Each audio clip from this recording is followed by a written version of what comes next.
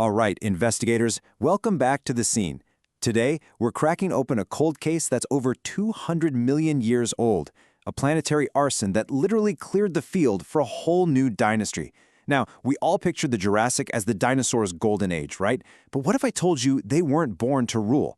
What if, before all that, they were just the little guys, the ones getting pushed around? Let's get into it. Yeah, we imagine them as these undisputed titans ruling the Earth. But the real story? Well, for their first 30 million years or so, they were living in the shadows. So the big mystery here isn't just how they died out, it's how they ever came to power in the first place. You see, something absolutely catastrophic had to happen to give them their shot. And just look at this. The contrast is staggering. On one side, you have the Triassic world. It's run by these huge reptiles, kind of like ancient crocodile cousins. And the dinosaurs? They're just small, scrappy characters trying to stay out of the way. Then, boom, the Jurassic. The old rulers are just gone, and suddenly dinosaurs are the undisputed champs. This wasn't some slow and steady takeover. No, this was a violent planetary regime change. Okay, so to solve this case, we have to rewind. We're going back to a world before the giants, to figure out what exactly wiped the slate clean. This was really the dinosaurs' darkest hour, right before the dawn of their new empire. You know, it's pretty wild to think about, but for millions of years, if you were a dinosaur, you were probably keeping your head down, trying not to get noticed. The planet was run by a totally different cast of characters, and dinosaurs were, well, they were far from the main event. They were the underdogs in a very, very dangerous world. So where do you even start looking for evidence of a planetary reset button? Well, the clues aren't just in fossils. They're buried deep inside layers of rock. So we're heading to a very specific place that's basically our geological crime scene. And this is it. Our investigation starts right here, in Xinjiang, China. This place, the Hajigo Rock Formation, is like reading a book written in stone. Every single layer is a different page in Earth's history. And let me tell you, around 201 million years ago, the story takes a very, very dark turn. And right here, this is our evidence board. This single chart, pulled straight from those rock layers, tells the entire story. Every column you see is another forensic clue, another piece of the puzzle. The whole story of a global catastrophe is right here. We just have to know how to read it. All right, time to put on our forensic geology hats. We are going to break down the evidence on that chart, piece by piece, and uncover the chemical fingerprints of whatever or whoever was responsible for this whole thing. Now, this case has an official name, the End-Triassic Extinction, or ETE for short. And this wasn't just a bad day. It's one of the big 5 mass extinctions in our planet's history. We're talking about a cataclysm that completely reshaped life on Earth. Our first major clue is a chemical fingerprint. Right at that extinction boundary layer, scientists found a massive spike in mercury. Now, in geology, a global layer of mercury pretty much points to one thing, a supervolcano. And we're not talking about just any volcano. This was a series of eruptions so huge, they literally helped rip the supercontinent of Pangaea to pieces. But wait, it gets worse.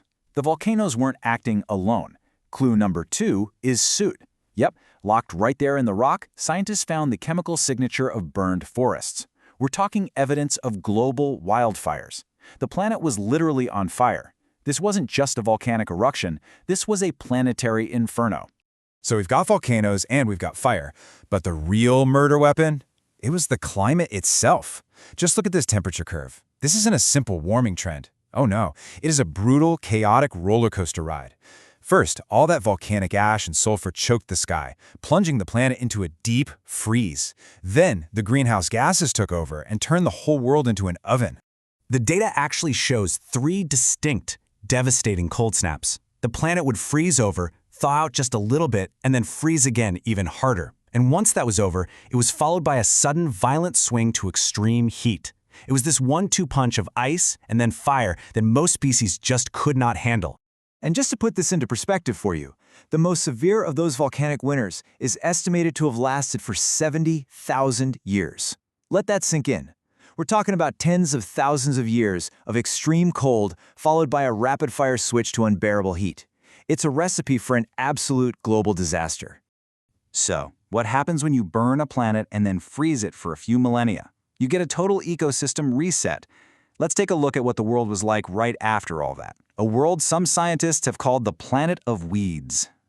This chart here is one of the most powerful bits of evidence we have. It shows the amount of tree pollen versus fern spores in the rock. Now, think of it this way. Lots of tree pollen means lush, established forests. But right at that extinction line, something absolutely dramatic happens. And boom, look at that. The tree pollen, which represents all those great Triassic forests, just plummets to almost zero. And in its place, a massive, almost explosive spike in fern spores. See, ferns are the ultimate opportunists. They're the first things that grow back after a huge fire. This fern spike is the global signature of a world that's been completely wiped clean. I mean, just imagine that scene. After maybe centuries of dark, volcanic winter, the sun finally breaks through the haze. But it's not shining down on lush forests. It's shining on a desolate, burned-out landscape. And the very first things to come back are ferns, spreading like weeds as far as the eye can see. Okay, we have reviewed the evidence, we have the cause, we have the weapon, and we have the crime scene. It's time to deliver the final verdict in this 200-million-year-old case and explain exactly how the dinosaurs came to inherit the Earth. So here's the verdict. A supervolcano erupted, unleashing total chaos. That triggered global fires and a climate roller coaster from hell that the dominant life forms, those big crocodile relatives and all the established forests, they just couldn't survive it. The catastrophe created a massive global power vacuum. The throne was officially empty. So, the million-dollar question is, why did the dinosaurs make it through when so many others didn't? Well, we don't know for sure, but there are some really solid theories. Maybe their smaller size meant they just needed less food to get by. Or maybe their super efficient bird-like respiratory systems helped them handle the toxic atmosphere. Whatever the reason, they were the lucky, or maybe just tough survivors of the apocalypse. And this timeline really lays it all out perfectly. The late Triassic, that world belonged to someone else. Then, bam! 201 million years ago, the extinction event hits the planet's reset button. The early Jurassic is a quiet, kind of eerie world of ferns.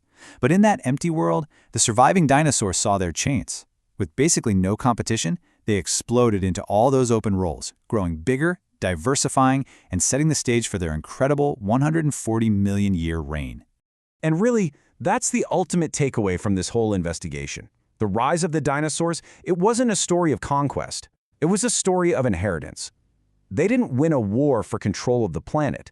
They were simply the ones left standing after a global catastrophe wiped the board clean for them.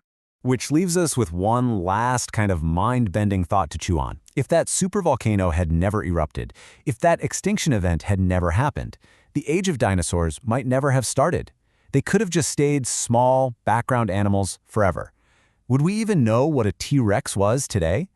It's just a powerful reminder that history, even planetary history, can turn on a single catastrophic moment.